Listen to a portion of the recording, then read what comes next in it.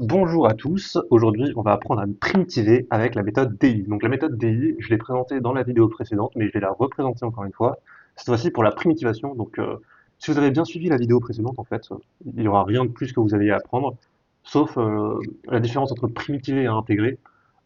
C'est pas une grande différence, mais il y en a quand même une. En fait, primitiver, c'est trouver une primitive. Une primitive, c'est quoi? C'est une fonction. Alors qu'une intégrale, c'est quoi? C'est un nombre. Par exemple, l'intégrale de a à b de x, bon, je vais prendre de 0 à 1 de x, ça c'est une intégrale, donc x dx, qui vaut 1 sur 2. Par contre, la primitive de x dx, voilà, qui se note comme ça, en mettant rien sur les bornes, ça vaut x carré sur 2. Voilà, c'est la fonction qui dérivée donne la fonction qui dérivée donne x. Voilà, si vous dérivez x carré sur 2, ça fait x. Vous pourriez me dire que oui, il faut rajouter un plus c, mais en fait, quand on travaille avec des primitives, le égal, en fait, c'est plus une relation d'équivalence qui veut dire égal à une constante près. C'est comme ça qu'en fait, comme ça, on met juste le plus c à la fin, comme ça on est tranquille. Par exemple, si j'ai beaucoup de calculs à faire pour calculer x dx, par exemple, je vais pas mettre plus c à chaque ligne. Donc je vais faire mes calculs, nanana, mes calculs, et au bout d'un moment, on va arriver à x carré sur 2. Voilà, et là, rien qu'à la dernière ligne, je vais mettre le plus c. C'est juste une petite convention. Mais sinon, toutes ces lignes-là, c'est pas des vrais égales, c'est des égales à une constante près. Donc je note comme ça. Bon, il n'y a pas de notation, hein, on met juste un égal et on se comprend très bien. Euh, voilà, donc on avait vu comment utiliser la formule d'intégration par partie et la méthode DI pour les intégrales. Maintenant, on va le voir pour les primitives. Donc c'est très simple en fait. Vous mettez juste DI comme l'autre. Vous avez votre fonction, donc par exemple U tout court, et la fonction à dériver, enfin à primitiver V'. Et une fois qu'on a ça, qu'est-ce qu'on va faire? Eh ben on va tout simplement faire la même chose que pour la même chose que pour l'intégration par partie, sauf que cette fois-ci, quand on a un trait oblique, on met le moins aussi, on n'oublie toujours pas, sauf que cette fois-ci, quand on a un trait oblique, on va pas faire des crochets, mais on va juste réécrire tout simplement ce qu'il y a, la multiplication de ce qu'il y a au bout du trait oblique. Donc par exemple, la primitive de UV', c'est égal, donc au trait oblique, et là je mets pas de crochet, c'est juste ça la différence, moins la primitive de U'V. C'est tout simplement ça.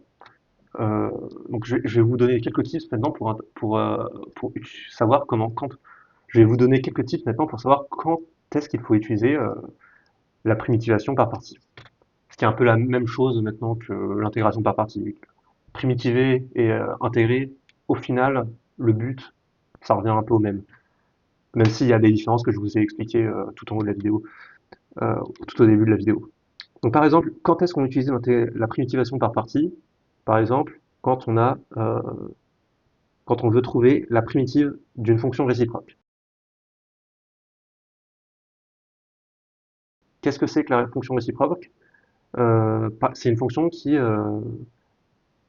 c'est l'inverse d'une fonction en fait, au sens de la composition. Par exemple, la fonction réciproque de exponentielle de x, c'est tout simplement ln de x.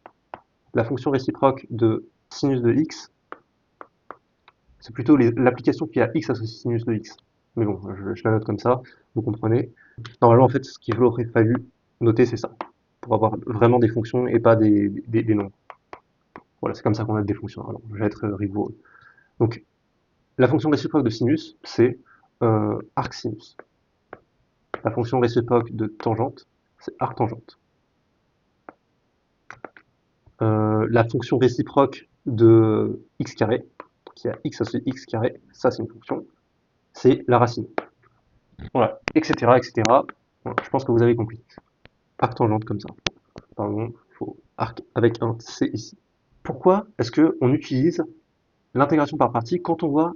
Moi, ce que je vous conseille, en fait, c'est dès que vous voyez une fonction réciproque, direct, ça doit sonner quelque chose dans votre tête. Ok, on va peut-être utiliser, même sans doute utiliser, l'intégration par partie. Pourquoi? Parce que les fonctions réciproques, c'est des fonctions qu'on connaît très mal. Par exemple, ln, moi, je ne sais pas du tout ce que c'est que ln. Enfin, ln de 5, je ne sais pas du tout ce que ça fait. Arctangente de 4000, je ne sais pas du tout ce que ça fait. Bon, j'ai une petite idée, mais on ne sait pas très bien ce qu'elles représentent, ces fonctions réciproques. Alors que leur dérivée, la dérivée de ces fonctions réciproques, elles sont très simples.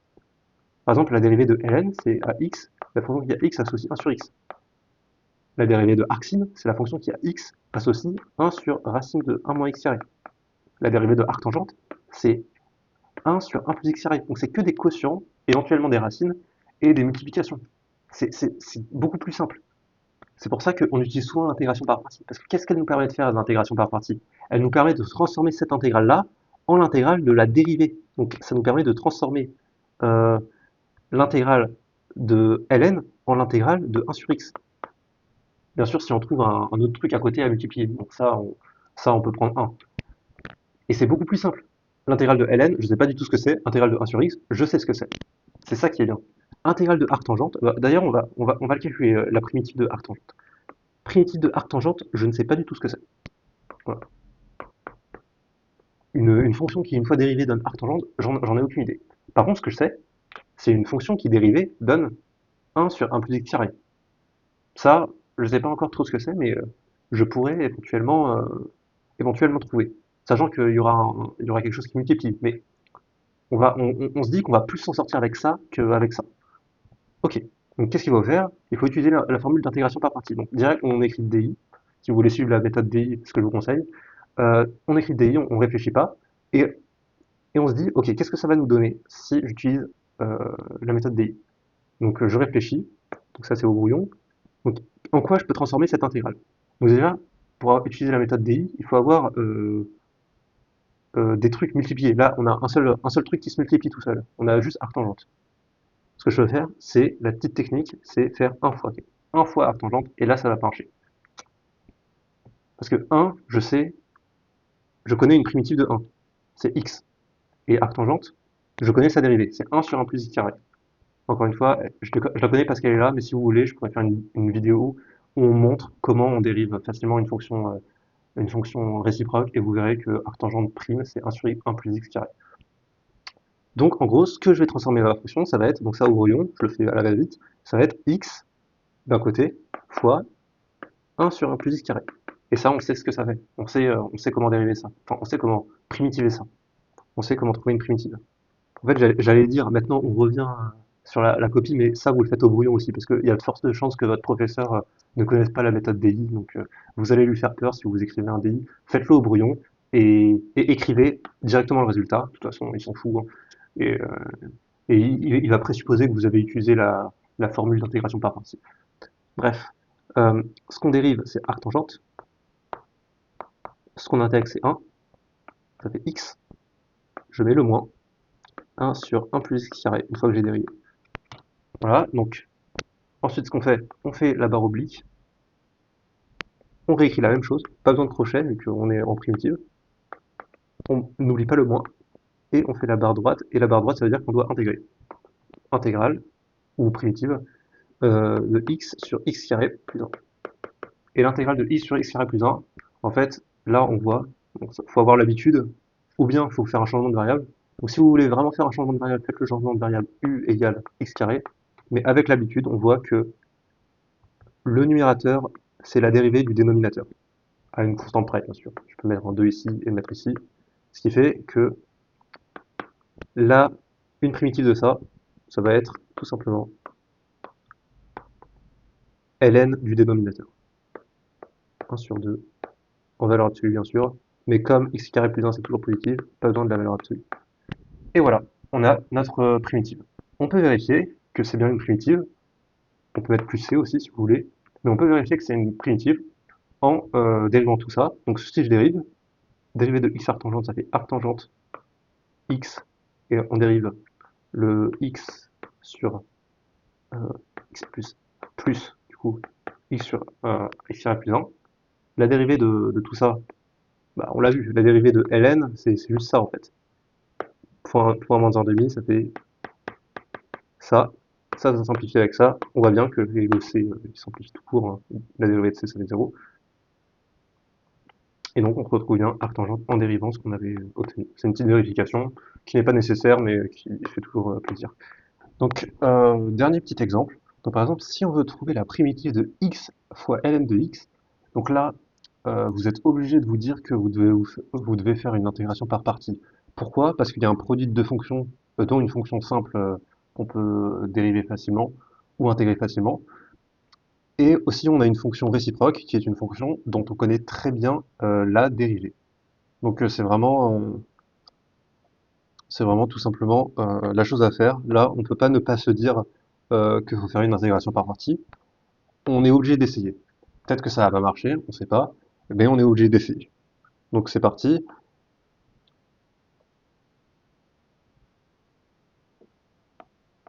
Donc pour faire l'intégration par partie, on écrit DI. Donc on se dit, on imagine qu'est-ce qu'on va avoir comme fonction. Par exemple, si on dérive x et qu'on intègre ln, bon, ça on voit que ça marche pas. Et si on intègre ln et qu'on dérive x, on va transformer notre intégrale en l'intégrale de donc la dérivée de donc l'intégrale de x c'est x carré sur 2 et la dérivée de ln c'est 1 sur x. Et donc ça fait x sur 2 et ça on sait parfaitement dériver, on sait parfaitement intégrer ou vous trouvez une primitive. Donc je mets le ln de x dans ce qu'on dérive et le x dans ce qu'on intègre. On n'oublie pas le moins. Donc la dérivée de ln de x, c'est 1 sur x. C'est pour ça qu'on a pris ln de x, c'est parce qu'on connaît, on a pris ln de x dans la dérivée. C'est parce qu'on connaît très bien sa dérivée. Une primitive de x, c'est x carré sur 2. On multiplie ln de x par x carré, et on fait moins l'intégrale du produit, donc moins l'intégrale de 1 sur x fois x carré sur 2, ce qui est égal à l'intégrale de x carré ln de x sur 2 moins une primitive de x sur 2. Une primitive de x sur 2, c'est x sur 4 par exemple. Ce qui fait, si je mets tout au même dénominateur, qu'on a le tout sur 4 de x carré ln de x moins x carré, ce qui nous donne le résultat.